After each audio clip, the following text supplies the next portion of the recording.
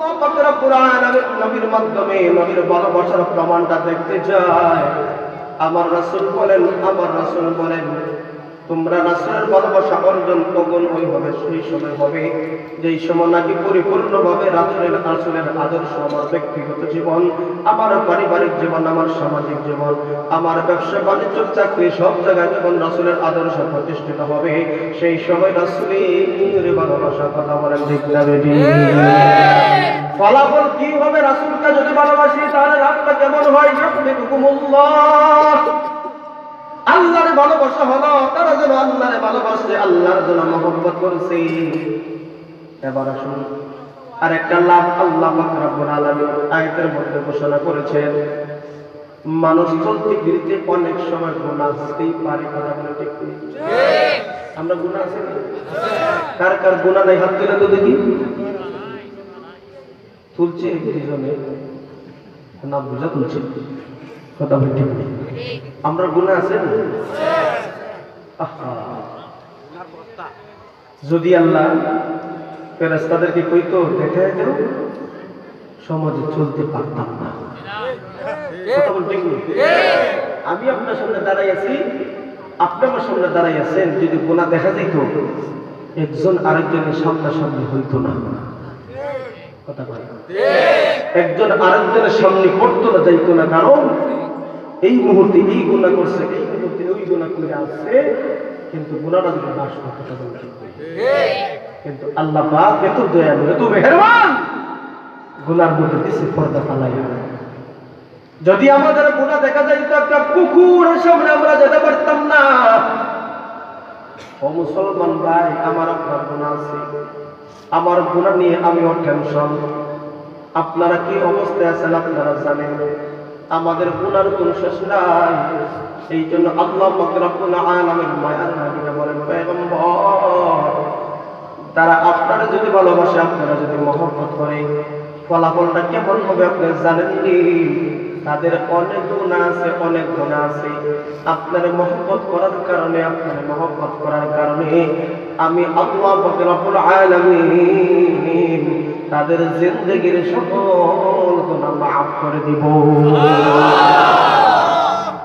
রাসূলকে ভালোবাসা কি ফলাফল?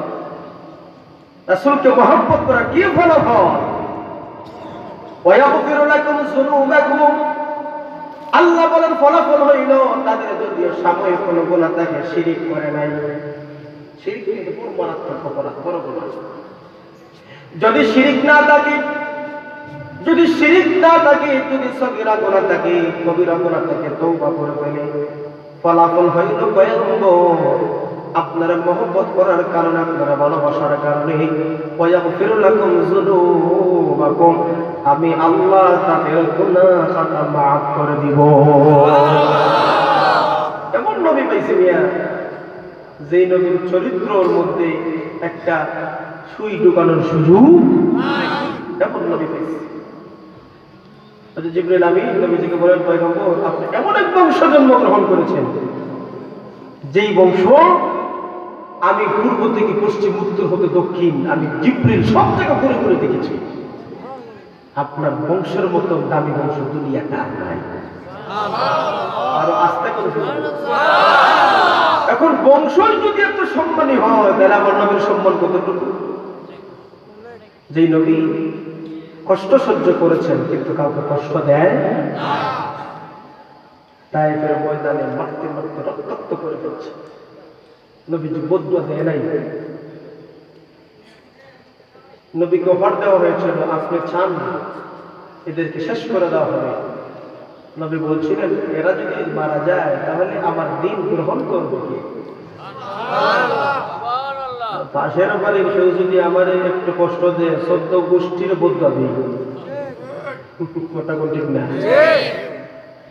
পাশের বাড়ি ভাই সাহেবের সাথে আমার লাগ, হঠাৎ করে একটু বিপদ পড়ছে, তখন পর দেখছো কি তার সাথে তাবালি করছি, তখন পড়ছেন নি বিপদ, কথা ঠিক না? এ বুঝাতে চায় আমার কি কষ্ট দিচ্ছ, এই জন্য বিপদটা আসছে, এটা আমার বন্ধু না, নাউজুবিল্লাহ বলতে। এরকম সমাজে কয়নি না কয়নি? সেই তায়েফের ময়দানে নবীজির রক্তাক্ত করা হয়েছে, আমি তো বদুয়া দেয় না। নবীজি বলছেন তারা ঈমান আনবে না, তাদের পরবর্তী ঈমান আনবে না, তাদের পরবর্তীতে ঈমান আনবে। নবীজি তাদের জন্য এমন দোয়া করেছে, বর্তমানে তায়েফ শহর এত সুন্দর শহর, সেই শহরে সব ফল মূল ফসল যেই সৃজন হওয়ার কথা না, এটাও সেখানে ফলে। সুবহানাল্লাহ, নবীর দোয়া।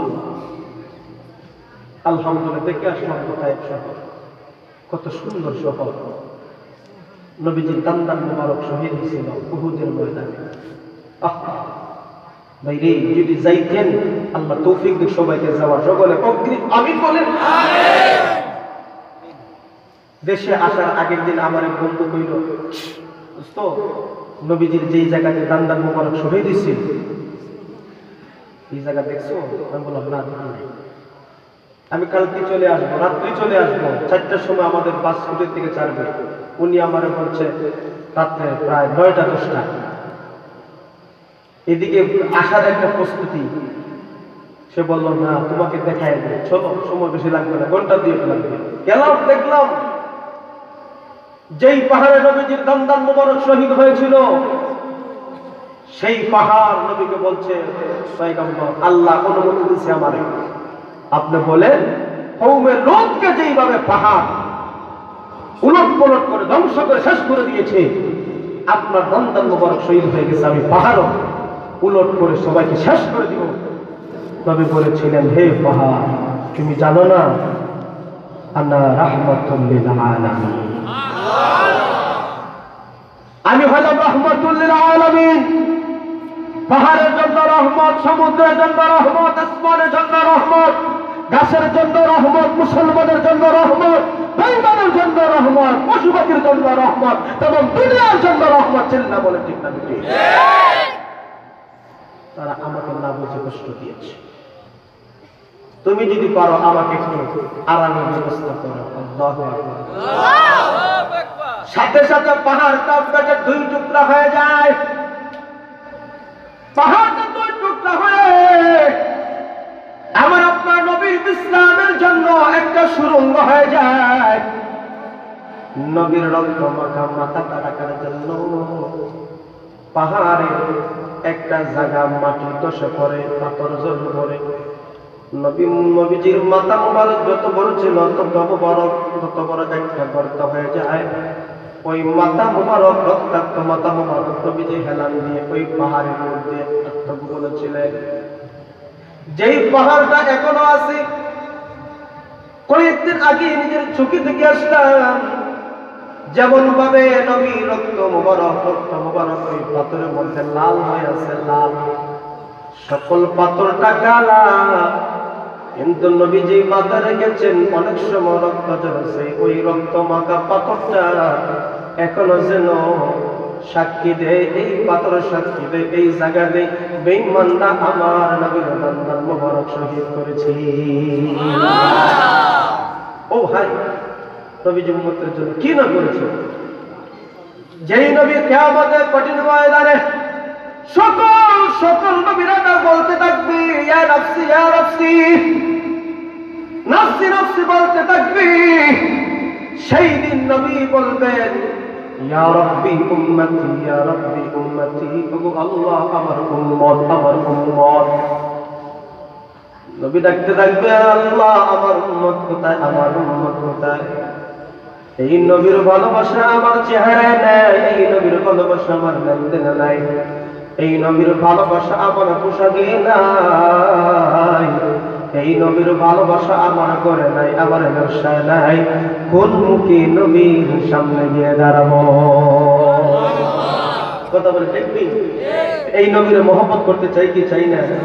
এই নবীর ভালোবাসতে চাই কি চাই না? এই নবীর দিদার পেতে চাই কি চাই না? এই নবীর দিদার, এই নবীর মহব্বত, এই নবীর ভালোবাসা অর্জন করতে হলে নবীর সুন্নতগুলো মানো আর বেশি বেশি দরুদ পড়ো।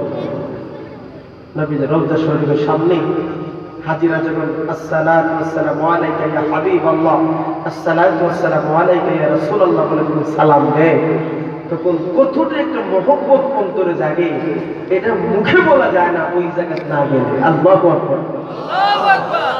যেই নবীর ভালোবাসায় নবীজি যেই জায়গাতে খুতবা দিতেন টেক লাগাইয়া, উস্তুনে হান্নানা আপনারা শুনছেন, যে গাছের মধ্যে টেক লাগায় খুতবা দিতেন, নবীর জন্য কষ্ট হইত, এই জন্য একটা মেম্বর যখন বানানো হয়েছে, বানানোর সাথে সাথে এই গাছটারে কাটা হয়েছে, শিশু যেমন হাঁপায়া খাদে ওই গাছটা কান্না শুরু করেছে। আবার আপনারা বলে নাকি দাফন করো, দাফন করো, ওই স্মৃতি হিসাবে এখনো একটা মেম্বর ওই জায়গাতে বানায়া রাখা হয়েছে। একটা প্রাণহীন গাছ নবীর জন্য কান্না করেছে, একটাই উদ্দেশ্য, নবীর মহব্বত ভালোবাসা। কথা বলেন ঠিক কিনা? নবীর মহব্বত যদি অন্তরে আনতে চাও, নবীকে ভালোবাসতে চাও, নবীর সুন্নাত ছাড়া ভালোবাসা অর্জন সম্ভব হবে না। কথা বলেন ঠিক কিনা? ওই মক্কা এবং মদিনায় যাওয়ার ইচ্ছা আছে না? মনে বড় আশা ছিল যাব মদিনায়, মনে বড় আশা ছিল